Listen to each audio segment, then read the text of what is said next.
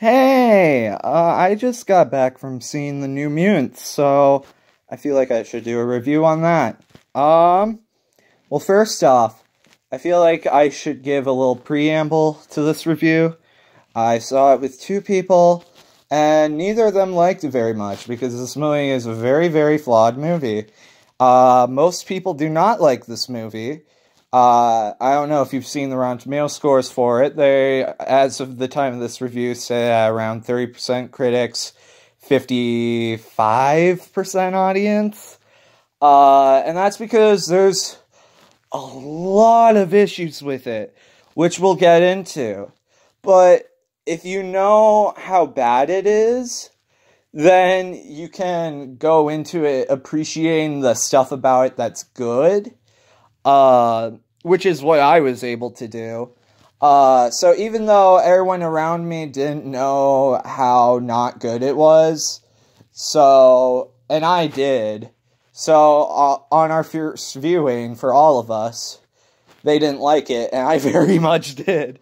The main thing that I think all of us agreed upon was that there was such a difference in acting amongst the cast. Like, most of the cast is very, very good in the movie. There's a lot of talented celebrities amongst them for playing just teenagers, which is really good that they are able to find, like, people that can really just shine through with their personalities and really meet the rest of the production where it needs to go. But the thing is, there's one actress, and I don't know if she's exactly a newcomer, or if it's that she hasn't been very recognizable to me. She was lower in the cast list for one of these reasons. But the main lead, who played the Native American character, I believe her name was Blue Hunt, she couldn't quite meet the rest of the cast, so she kind of stuck out a bit. And I don't mean any ill will against the actress. I'm sure she is, like, a lovely person. I'm just saying that what appeared on screen, she kind of stuck out a little bit when compared to, like, seasoned actors. If she maybe had a little bit more practice with roles, I'm sure it would have appeared much better in this movie.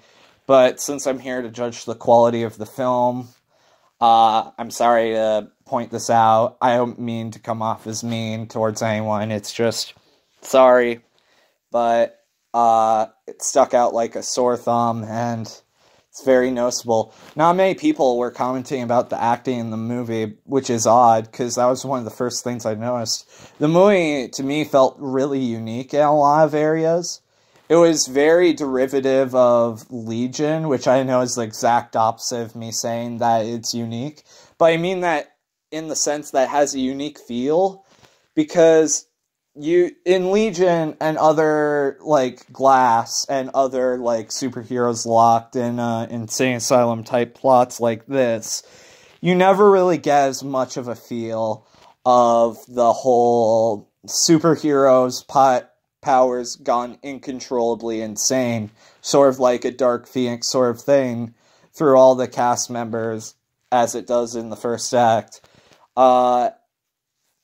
So it's interesting to see that mesh with the surreal, fantasy-esque visuals, which the advertising didn't go into that much. It doesn't really feel like a horror movie, and everyone's right, it's not scary.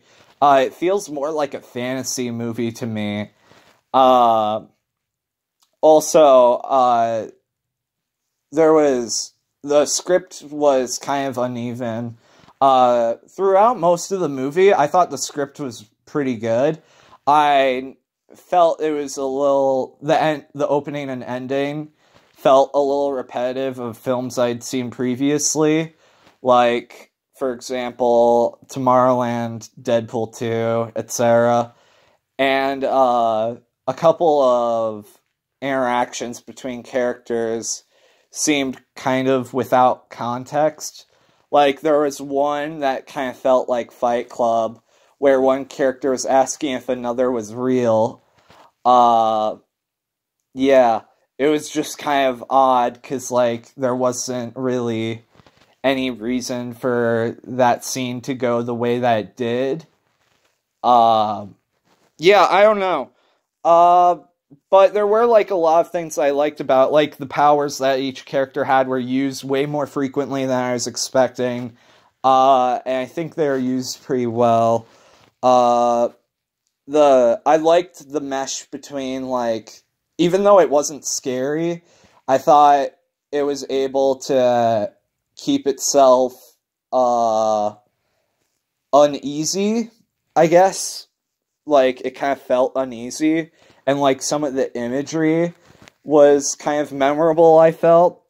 I loved sort of the dark gothic punk style of it. And that was kind of another thing that I thought felt kind of unique, which was also the style that Legion source material originally had, but that they didn't keep and instead opted for a more 60s, 70s, sort of hippie, I don't know, like, trippy vibe. But this one seemed to stay closer to the source material, which I liked. I don't know why it was locked in a vault for, like, 4 years, other than, like, it was definitely uneven, and it was definitely flawed. And I know that everyone's gonna rate this way lower than me. I've heard people say that this is one of the worst X-Men movies, though I would definitely disagree. It's nowhere near as egregious as 3 or 4, or even Dark Phoenix, in my opinion.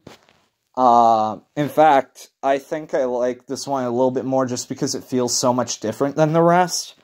Yeah. And I thought it delved into a lot of things I hadn't seen in a superhero movie before. And I like that kept its runtime short. It never gave me time to be bored. I didn't see any of its twists coming, in the sense that a couple of twists, technically, I saw, like, a couple seconds before they did it. But I don't really count those as seeing it coming, because it wasn't a long enough period, and they're already delving into, like, the twist, practically, by the time I was figuring it out. And the twists are definitely a very, very interesting part of the movie that I was welcome to see in the film. It was very subversive to me, even though my brother, who I saw it with, felt it was super predictable. He said he called the whole thing, all twists included, before the movie had even started. And then the other person I saw it with said it was slightly predictable, like how the characters like how the rest of the plot was going was predictable. Who the villain was predictable, but the rest of the twists weren't. So, like, there's a lot of variance, I feel. There isn't a lot of certainty as to how you'll feel coming out of this movie. I think most people know what camp they'll be in coming out of this movie. Like, if you're uncertain about liking this movie, like, you feel like, oh gosh, I'm probably not gonna like this movie because it's too flawed for me and I can't, like, enjoy these sort of things, then yeah, you're probably not gonna enjoy it. If you feel like, well, I mean, I know everyone's saying it's not very good, but I at least want to give it a shot, I feel like there's hope here, then yeah, there probably is hope here. And if you're saying, I don't know what the heck any of these losers are talking about, this looks amazing, then yeah, you'll probably really like it. But yeah, everyone's opinions here are totally valid, though. I totally get why some people hate it, other people love it. I totally get. It's a very niche crowd, though, those who really like it. And I get why I'm among that, because its flaws are substantial. And I understand that if I took the flaws into account, I would give the movie a 7.5 out of 10. but because I was enjoying it so much, I would give it an 8.5 out of 10. Other things that I hadn't mentioned yet. I felt like with substance, they balanced that out with style pretty well, because even though they're failing to be scary, they balance those sequences out with a lot of character interactions that didn't feel forced. They felt very naturalistic. They're very charming, and they add a lot of depth to the script that otherwise wouldn't be there. And a lot of movies wouldn't be there because a lot of superhero movies are all about action, action, action. So it's nice to see, like, most movies that are either trying to be action-packed or scary, which this one was trying to be both, don't have a lot of time to focus on characters. And this one spent majority of its runtime focusing on exactly that, its characters. And none of them felt exactly one or two dimensional to me. They all felt fairly fleshed out and likable, which surprised me because I know a lot of people complained about some of them coming off as archetypes. And I didn't feel like any of them came off like that to me at all. Yeah, it was very interesting. I like how it kept itself within the world. If we were to go into spoilers, it would be about how it connects to the franchise as a whole, but I don't know if I should go into that because the movie's so recent and so few people have been able to see it, so I don't think I will. And is there anything else I want to talk about with the movie? I liked most of the editing of the movie. There's obviously, like, some situations that I could relate to where it's like, there's some dubbing where it's like, we're just gonna have to dub in these lines. It doesn't look as good, it doesn't sound as good, but it's literally all we can do right now. That's just kind of like, well, you're just gonna have to accept that. And because I understand that as a filmmaker, when you do have your limits, even though it's frustrating as an audience member, since I remember going through that as a filmmaker, I guess that makes me more accepting of this movie's faults as most people. So that's another thing to understand. But yeah, I don't think there's many people out there, like, talking about the positive side of this movie, because it is, like, very well made in some regards. Like, the cinematography looks very nice. It's a very unique aspect ratio that's shot in, and its colors are very stoic, but also stark and beautiful. I really liked how it was directed. Most of the characters are putting on, like, accents, and they're all very, very consistent and well-mannered. I always felt like everyone was playing a character instead of just playing themselves for the 20th time. So it was fun to see that. Yeah, there was just a lot of good stuff in here. But yeah, it was a lot of fun for me, even though I know it wasn't a lot of fun for everyone else I saw it with, which I feel bad for them not enjoying it, and yeah, but I still found there's a lot to like here. Yeah. Just to let you know, oh wait, maybe I shouldn't say, yeah. This one definitely rewards a lot of... This one is definitely one that you don't want to watch without seeing the other ones. It rewards people that have gone through the entire franchise.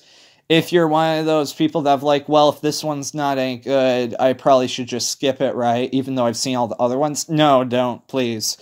It rewards people that have been around through the entire franchise by connecting to the franchise as a whole in some pretty surprising places, and finally pays off on so many different plots from different movies. Notice I said that plural,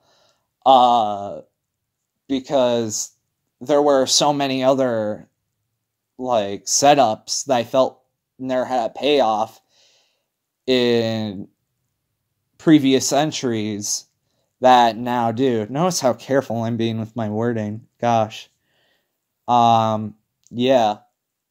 And a lot of it is due to like psychological elements and I guess sequels that deserved sequels of their own but will never get them. I guess that's how I can touch on it vaguely, since we're in the part where I'm talking about the spoilers without giving out the spoilers. Because I want it to be vague enough that, like, the people who haven't seen it don't know what I'm talking about, and I want it to be specific enough that the people that have seen it know what I'm talking about. So yeah, thank you for watching.